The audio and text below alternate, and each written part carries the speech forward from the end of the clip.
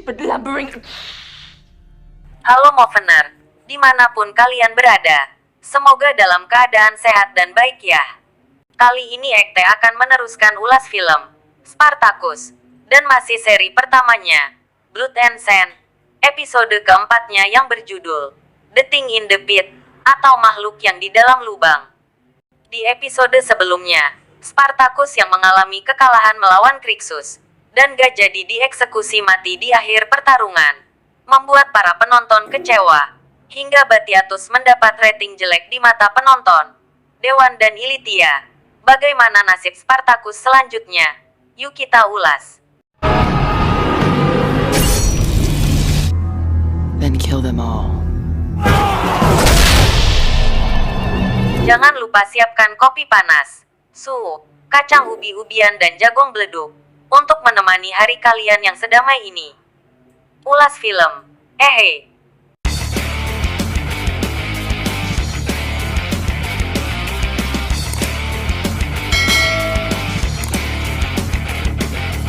Spartacus yang mengalami kekalahan, yang melawan Crixus di pertarungan Vulcanalia, dibawa kedua penjaga ke tepi jurang, lantas diinterogasi oleh Batiatus. Alasan Spartacus yang manipulasi pertandingan, yang ingin melawan Crixus dan mengalami kekalahan. Hal tersebut membuat reputasinya menurun terhadap penonton untuk melihat pertandingannya lagi. Spartacus yang merasa bersalah hanya bisa meminta maaf dengan apa yang sudah ia lakukan. Lantas Batiatus memberitahu kabar istrinya yang sudah ia ketahui keberadaannya. Spartacus yang ingin istrinya supaya kembali, meminta Batiatus untuk memberikan dia sebuah pertarungan untuknya, supaya bisa menghasilkan uang untuk biaya menebus istrinya yang menjadi budak orang Syria. Dan Batiatus pun memberikan pertarungan untuknya, yang dapat menghasilkan banyak uang di setiap pertarungannya, dan tempat tersebut dinamakan lubang neraka. And the pits of the underworld. Diperlihatkan Spartacus yang disiapkan untuk bertarung di lubang neraka, badannya yang ditaburi debu oleh Asyur, yang ditemani Barca. Spartacus yang melawan karena ditaburi debu menendang Asyur, dan lantas didatangi Batiatus, yang meminta tali jimatnya yang sudah membuatnya lemah, dan Spartacus pun memberikan tali tersebut kepada Batiatus.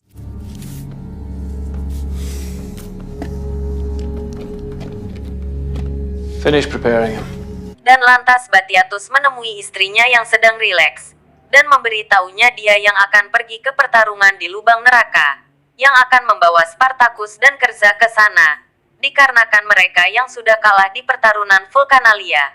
Lucretia yang mendengar hal tersebut pun marah, dikarenakan tempat tersebut tak layak untuk ludus mereka, yang sudah mendapat rating atas, dan hal itu pun akan dibantah sama leluhur dudusnya, dijelaskan Lucretia. Namun Batiatus gak ada pilihan lain untuk mendapatkan uang, hanya itu jalan keluarnya, untuk membayar hutangnya yang sudah jatuh tempo. The message will be dutifully delivered. Many forms. And to the others that success brings decoration. I'll see him well satisfied. Faro yang sedang berlatih bersama Crixus, melihat Spartacus yang keluar di bawah penjaga, dan dia menanyakannya kepada Crixus, dan lantas dijawab Crixus, mereka akan dibawa ke tempat yang layak untuk mereka, yaitu ke tempat pertarungan, lubang neraka. Forged in Vulcan's flames! Oh, fuck them! All training! Not done. Setibanya mereka di lubang neraka, diperlihatkan Kerza yang sedang bertarung, dan mengalami kekalahan, dengan pukulan palu besar yang menghantam mukanya, dan seketika dia pun tewas. Batiatus yang melihatnya pun merasa kesal, dengan petarungnya yang lemah, dan lantas Batiatus pun dihampiri Ovidius, yang menagih hutangnya, yang berjanji akan dibayar setelah pertarungan Vulcanalia. Namun Batiatus minta waktu lagi untuk membayar hutangnya, karena pertarungan Vulcanalianya yang tak membuahkan hasil banyak untuknya. Until such time. Unless you'd care to press the matter. It's still a crew. Spartacus yang siap bertarung melihat wajah Kerza, yang sudah disayat oleh lawannya.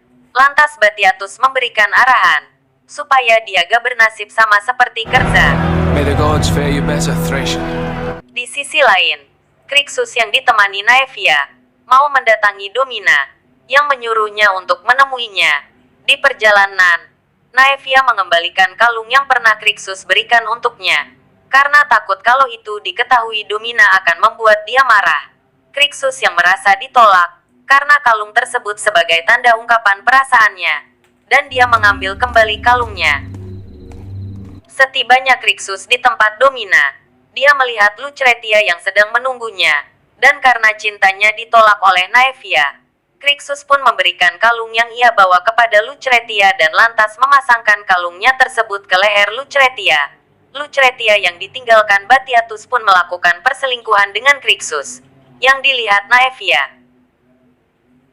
Kembali ke tempat pertarungan, Spartacus yang siap bertarung melawan Myrmex yang akan bertarung hingga tewas yang disaksikan penonton barbar, dan Batiatus menyuruh Asyur untuk memasang taruhan 10 dinar untuk Spartacus, dan semoga mendapatkan kemenangan. Pertarungan pun dimulai. Spartacus yang merasa terpojok dengan pukulan Myrmex hanya bisa menahan serangan.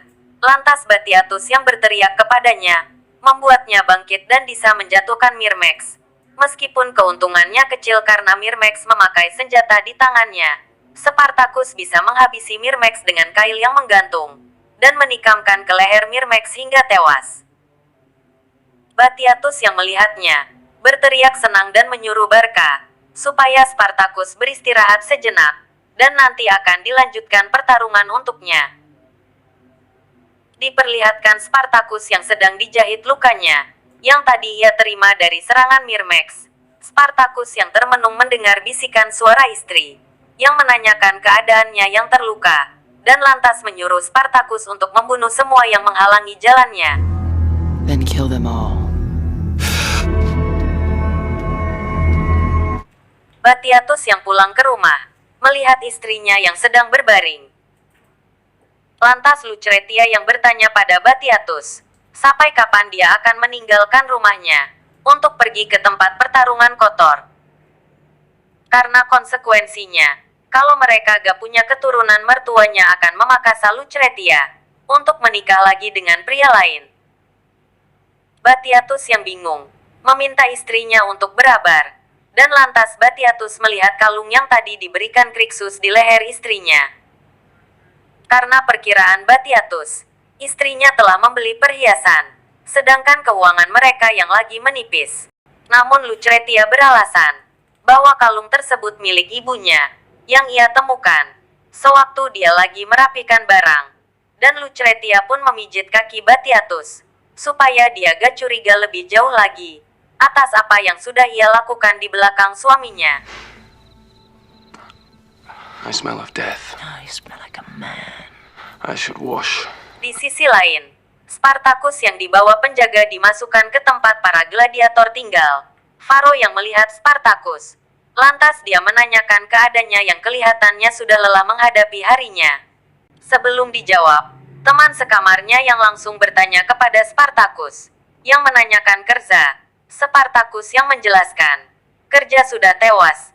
Dia langsung menghampiri Spartacus, yang mengancam dan mau mengusir Spartacus dari situ, karena dia sudah bukan seorang gladiator lagi, dan gak boleh beristirahat di situ. Faro yang mendengarnya, lantas dia membela Spartacus dari ancaman orang tersebut, dan Faro pun menghibur Spartacus supaya tak diambil hati ucapan temannya. Namun Spartacus yang sudah kelelahan tak menghiraukannya dan lantas tertidur. Dream of better days. Sleep then. Keesokan harinya, Lucretia yang pergi ke pasar dan mendatangi toko perhiasan. Dia berniat menjual kembali kalungnya yang pernah ia beli. Namun harga perhiasan yang ia jual lebih murah dari harga pertama dia beli. Lantas mereka pun dihampiri Solonius yang berada di sana, dan menawar perhiasannya dengan harga tinggi dan sembari merayu Lucretia. Namun Lucretia yang merasa gengsi, karena Solonius rival abadi suaminya, Lucretia pun langsung menjual kalungnya kepada pedagang, meskipun dengan harga murah. Solonius yang merasa ditolak merendahkan suaminya yang mengikuti pertarungan di lubang neraka. Di sisi lain, Doktore yang memberikan arahan kepada para gladiator, supaya cerdik dan jangan ceroboh dalam pertarungan. Dan sembari menyindir Spartacus yang berada di sana, dan Spartacus pun menjadi bahan olok-olokan bagi mereka. It's a tale of caution. Jam makan pun tiba. Spartacus yang termenung dihampiri Pietros yang memberikannya bubur dan air untuknya. A little porridge and some water. Barca dan Crixus yang berada di sana dihampiri Ashur, yang menanyakan kalung yang ia kasih kepada Crixus. Lantas Crixus yang merasa terancam, mendorong Ashur hingga terjatuh. Barca yang mendengarnya, lantas membawa Crixus menjauh dari penguping, untuk menanyakan hal tersebut. I'm of no Lantas, interest to Naevia. Batiatus yang berada di balkon, menyuruh Barca untuk bersiap pergi ke lubang neraka dan mempersiapkan Spartacus. Lantas Barca pun menuruti permintaan Batiatus. More death awaits. Diperlihatkan Spartacus yang sedang bertarung. Spartacus yang kelelahan merasa kesulitan menghadapi lawannya, hingga serangan demi serangan ia terima. Batiatus yang melihatnya merasa kesal dan berpikir itu pertarungan terakhir untuknya. Namun Spartacus bisa membalikan keadaan. Dengan tekadnya dia bisa menyerang dan mengunci leher lawannya, hingga lawannya tak berdaya dan tewas. Batiatus yang melihatnya pun merasa senang, karena Spartacus yang memenangkan pertarungan, dan pertarungan demi pertarungan pun berhasil dimenangkan Spartacus. Yes! Victor! Di sisi lain, Crixus yang dihampiri penjaga, yang dipanggil Domina. Namun Naevia yang berada di sana membantah, karena Domina tak memanggilnya, melainkan dia yang ingin menemui dan ingin meminta penjelasan mengenai kalung yang ia berikan dan kini dipakai majikannya. Crixus menjelaskan, dia kecewa, karena kalung yang dia berikan tak diterima olehnya, dan lantas dia memberikan kalungnya kepada Domina. Karena waktu itu Domina melihat kalung yang dia bawa, Naevia yang mengoceh karena tak terima. Perhiasannya diberikan kepada Domina. Dihentikan Crixus dengan sebuah ciuman yang membuat kaget Naevia. Lantas Naevia memanggil penjaga untuk menyuruh Crixus pergi. Di sisi lain, Spartacus yang merenungi nasibnya, didatangi sosok istrinya yang seakan berbicara dengannya. Lantas Faro pun menghampirinya dan memberikan sebuah obat, akar ginseng, yang ia pesan dari Ashur. Dan kalau Spartacus memakannya, rasa sakit di tubuhnya akan segera menghilang. Namun Spartacus menolak niat baik Faro tersebut, dikarenakan dia ingin merasakan setiap luka ataupun sakit pada tubuhnya. Your offer is well received. Di tempat lain, Batiatus yang sedang menghitung pendapatannya dari perjudian sabung orang yang ditemani Ashur, lantas didatangi Lucretia, yang mengetahui mereka punya hutang kepada Ovidius. Batiatus yang menjelaskan, dia akan segera melunasinya. Namun Lucretia marah, karena suaminya menyembunyikan hal tersebut darinya dan lantas memberikan uang kepadanya, hasil dari jual perhiasan yang pernah ia beli. To see them returned a casualty of our finances. Spartacus yang tertidur didatangi penjaga dan membawanya menghadap Batiatus. Dan Batiatus pun memenuhi janjinya. Spartacus dibawa ke halaman dan melihat istrinya yang berada di sana. Lantas Spartacus pun menemui dan memeluk istrinya. Sura yang dipeluk Spartacus meminta tolong padanya untuk menyelamatkannya dari hujan yang akan mau turun. Spartacus yang heran melepaskan pelukannya dan melihat istrinya yang terguyur hujan darah. Dan lantas Spartacus pun terbangun dari mimpinya.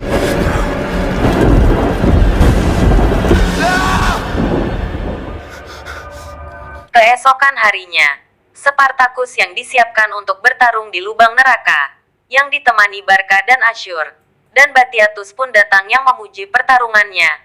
Lantas Spartacus pun menyampaikan bahwa semalam dewa menemuinya, dan dia melihat istrinya yang berhasil dibawa Batiatus.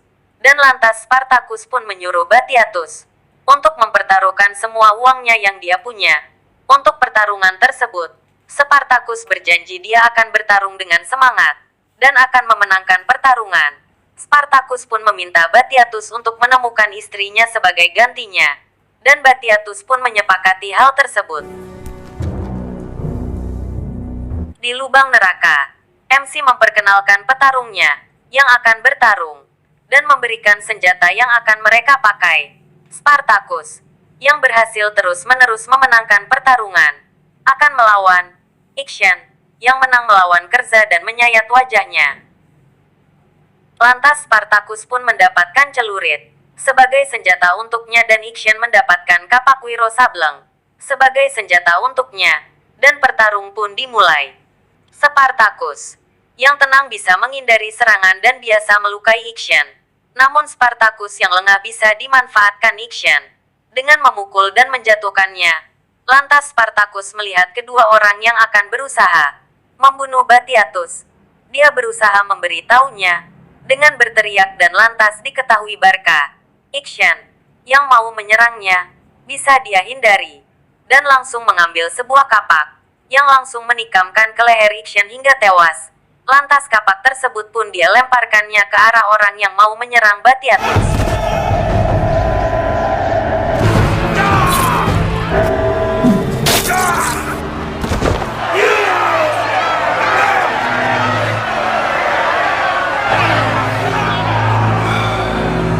Kedua mayat tersebut dibawa Batiatus ke ludusnya, dan Ashur pun menemukan tanda dari mayat tersebut, yang lantas memberitahukan Batiatus.